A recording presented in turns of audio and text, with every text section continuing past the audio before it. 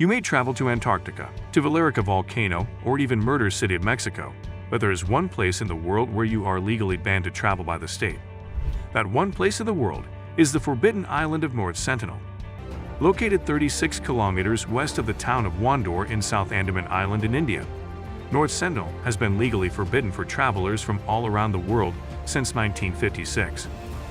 What is the mystery behind this island? Why are people banned to visit this island? Want to know the answers? Then stay tuned till the end of the video because we are going to reveal some of the amazing mysteries about North Sentinel Island. But before we go any further, make sure to leave a thumbs up and subscribe to our channel so you never miss our daily dose of informational and educational videos. Now, let's get started. Covering an area of about 59.67 square kilometers, North Sentinel is a 60,000 years old island surrounded by coral reefs. After the death of a 26-year-old American tourist, John Allen Shaw, who was killed by the indigenous people of the island, the world has become curious to know the mystery of this place. The North Sentinel Island was probably first noticed in the 18th century. One night in 1771, an East India Company hydrographic survey vessel sailed past Sentinel Island and observed a multitude of lights. But the ship was on a survey mission and there was no reason to stay at this place. The team didn't try to discover the place, and the island remained undisturbed for nearly 100 years until in late 1867, an Indian merchant ship called Nineveh was wrecked on a reef near the island. More than 100 surviving passengers and crewmen landed on the beach in the ship's boat and huddled there for 3 days before the Sentinelese decided the intruders had overstayed their welcome. They attacked the Nineveh passengers and crew, to which they responded with sticks and stones, and the two sides formed an uneasy detente until the Nineveh crew was eventually found by a Royal Navy rescue party. At that time, the British were ruling India, so being in the neighborhood, they decided to declare North Sentinel Island a part of Britain's colonial holdings. Maurice Vettle Portman, a young Royal Navy officer, took charge of the Andaman and Nicobar colony and landed on Sentinel Island with a large party of naval officers. He found hastily abandoned villages.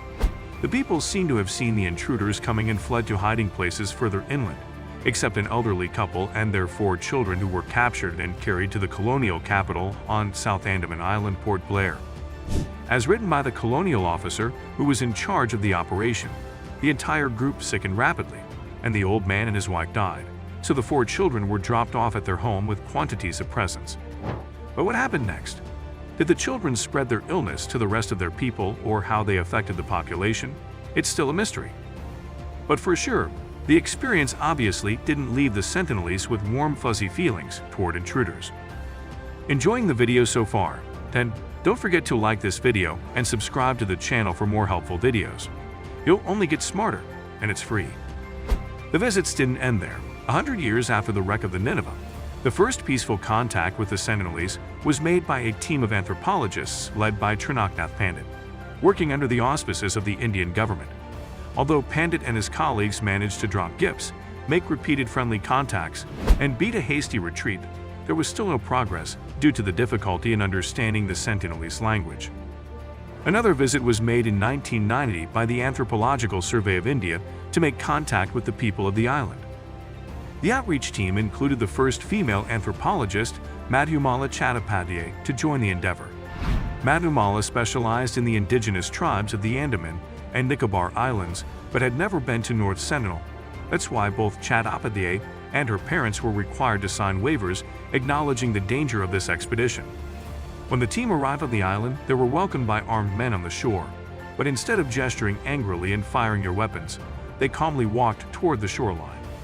As recalled by Chattopadhyay in a National Geographic article, the team of survey started floating coconuts over to them, and surprisingly some of the Sentinelese came into the water to collect the coconuts.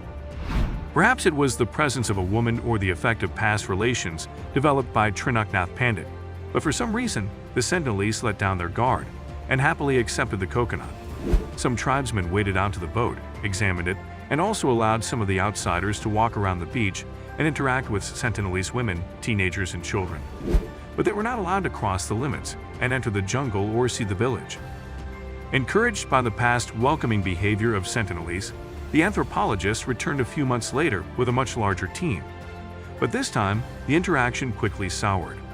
The inhabitants of the island were not satisfied with collecting floated coconuts, so they boarded the ship and tried to take the whole bag. One Sentinelese man even tried to grab one of the police officer's rifles, mistaking it for just another scrap of metal. But when the police officer forcefully took it back, he got angry, whipped out his knife, and gestured to the team to leave immediately. After this cold interaction, the anthropologist's visits to the North Sentinel Island have been ceased by the Indian government. Surprisingly, in 2004, the island survived the 8.9 Richter scale earthquake and its aftereffects, including tsunami. As the relationship between the people of North Sentinel Island and the rest of the world has remained confusing, it is hard to estimate what the Sentinelese think of the intruders. In 2006, an Indian crab harvesting boat drifted ashore, and the people of the island killed both fishermen and buried their remains, so it's really hard to predict their thoughts. Given the history, it's not really surprising that why Sentinelese killed American tourist John Allen Shaw and buried his remains. John Shaw was only the latest in a long line of unwelcome intruders, including merchants, escaped convicts, fishermen, and filmmakers, whose intrusions onto the island have been met with an angry volley of arrows. A few tantalizing glimpses of life on isolated North Sentinel Island depict that inhabitants live in primitive huts, spearfish from dugout canoes, and wear no clothing at all. These people are living on the island for centuries without any foreign invasion. That's why they never welcome outsiders. One major reason why the state of India has banned visitors to travel to North Sentinel Island is that the inhabitants of the island are not immune to any infection in other parts of the world. As they have no experience of meeting people from other areas of the world for centuries, they have never developed immunity to any infection in the world. That's probably the reason why the elderly couple died when carried outside the island. For the sake of the health of the Sentinelese, the government of India has prohibited any visit to this island. But still, the country is trying to make connections with the inhabitants of the island. The last visit of Indian officials to the island was in 2011. John Allen Shaw, part of an international movement of young adventurers, was well aware that inhabitants of the island are prone to infections. That's why he submitted to several rounds of vaccinations to ensure that he didn't bring any outside diseases to the island. But the Sentinelese, as expected, didn't like his visit and responded with arrows, eventually killing him. According to the fisherman, whom Shaw bribed to bring him to the island, the Sentinelese dragged his body to the beach and buried it. Unfortunately, the Indian government failed to recover the remains of John Allen Shaw.